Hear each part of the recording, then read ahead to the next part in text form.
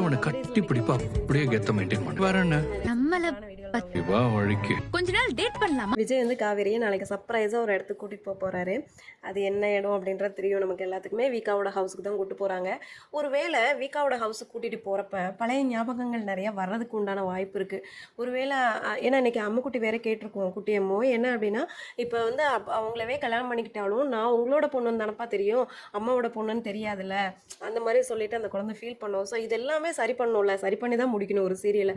So அதனால வந்து ஒருவேளை வந்து விக்கா ஹவுஸுக்கு போனால் பழைய ஞாபகங்கள்லாம் திரும்ப வருமா அப்படின்றத நம்ம வெயிட் பண்ணி பார்க்கணும். ஸோ நமக்கும் சரி முடிக்கிறதே முடிக்கிறாங்க. ஸோ அந்த ஹவுஸில் எல்லாம் நிறைய மெமரிஸ் இருக்குது. ஒவ்வொரு எபிசோடும் நமக்கு அவ்வளோ ஒரு ஞாபகமாக இருக்கும்.